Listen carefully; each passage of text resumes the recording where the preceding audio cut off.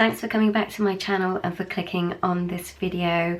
As you can tell by the title TTC, it's a subject which is very close to my heart, and I know for a lot of women, no matter how old you are, no matter how young you are, when it comes to trying for a baby, it's really sensitive time. It can happen very easily for some women, and for myself it has been quite a journey. As I don't know if you follow my journey on YouTube, but you may have seen a video that I did back in September which tied in with National Infertility Week, and I was discussing my own experiences then.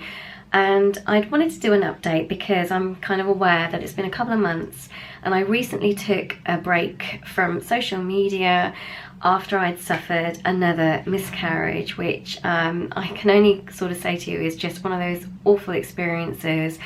I've had to go through it time and time again, and I'm not really sure what I can really say from it other than I've had to be quite brave and focus on the positives in my life, which are of course my family, my husband and my son.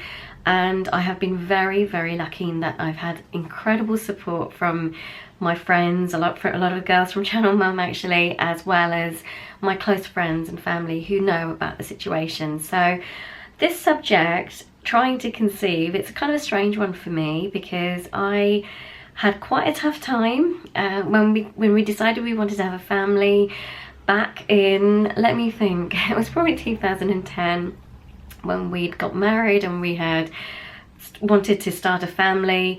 It wasn't as easy as I thought it would be. It's all a bit of a mystery to me how you can struggle for years to get pregnant, and then suddenly I found that at the age of 40 I have been falling pregnant naturally. And even though I've not been able to hold on to the pregnancies, I am amazed that it's still been possible. So if I can give any advice to any woman out there who is maybe of my age who is struggling, there is hope. There's always a chance, so keep trying. I know that in my situation, and I've heard people say that we're probably a dinosaur in terms of the fertility world, but I think anything is possible. So anyway, in the subject of trying for a baby, I wanted to just go through a couple of things which have helped me when we were successful with Jay. So I would say that the first thing I looked at was my general diet. At the time I was looking at eating organic food, which is expensive, and no doubt there will be a lot of people who will probably say there's nothing wrong with not eating organic food, which is fine. I kind of made some changes. I was drinking a lot of water.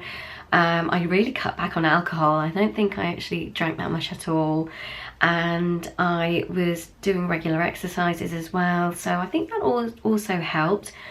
However, I discovered then that I had polycystic ovaries, and that completely threw me because there was a lot of things that I couldn't control. And obviously things like cycles, menstrual cycles, and ovulating at particular times of the month. So I am aware that my family are watching this, so I will be very careful with detail, but they do know of my struggle.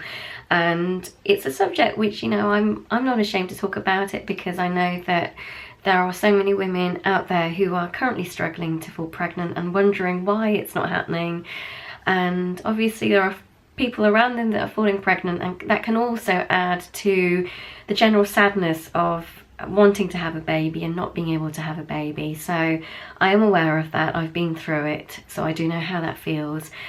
All I can say is that you do need to look at your lifestyle. You do need to look at possibly having more tests, asking your GP to be referred to a fertility specialist if you are not pregnant after a year of trying. In my case, I think the older you get, obviously your chances go downhill quite drastically. But as I've just said, you know, I've been able to fall pregnant naturally, and I am amazed at that. But I do feel as though there are lots of things that I have done. I've taken alternate therapies, things like reflexology, things like acupuncture. I also took 400 micrograms of folic acid. I think you do need a good balanced diet. That's the number one thing. But in some ways, there is no harm in taking supplements, as long as you obviously have checked that out with your GP as well, that you feel will benefit you in some way. For instance, I'm taking turmeric at the moment, and I think that that's fine. I'm fine with that. I had a baby bump end of February, which when I lost the baby, I knew I had to do something to work on my health. So I've been going to see a personal trainer.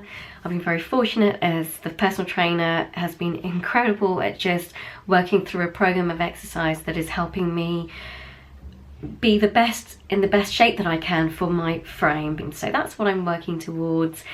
It's been because of, unfortunately, a sad reason where I've had to kind of look at ways to kind of lift myself, lift my spirits, but it's one of the best decisions I've made. I started personal training 3 weeks, or was it 4 weeks? 3 weeks after I'd lost my baby and I'd had surgery. This time round, I went down the surgery route, as I didn't want to go down the medically managed route, which I've done previously. And I'm now feeling so much better. I know that for anyone, and lots of my friends who are expecting this year, I'm so incredibly happy for them, because I know how precious it is to have a pregnancy, and they know that too, and they know how much I've also had to endure. So I have had so much support, and I'm very grateful for that. So with TTC, for those of you that are trying, I really do wish you the best of luck. I can only say to you, the things that have helped me have been ovulation predictor kits. I've spent a fortune on those.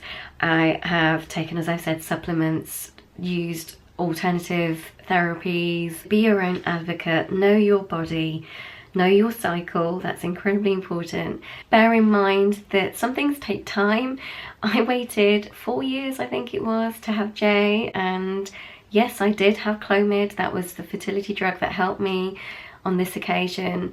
But going on, the fact that when I think about it, I have been pregnant 7 times, which just sounds really strange to me sometimes, because I just think, how is that possible after the struggle that I've had? So even through a lot of the negatives that can happen, you have to stay strong. You have to believe that things can happen. I'm grateful that I have my son. He is such a miracle to me. I keep saying that. I am somebody that's incredibly positive and has so much support from people. So I've been able to get on and turn negatives into positives. You know, I'm getting on and focusing on my body and reconnecting mind and body, because it goes through a lot when you're dealing with infertility. I will not let a miscarriage affect my life and bring me down, because I have got so many positives in my life to be very grateful for. So if you are watching this and you are struggling to deal with a subject, or you haven't told anyone about your struggle with infertility, please do talk to somebody. That's one of the other pieces of advice I can give. Do not keep it inside, as it's a really difficult thing to deal with.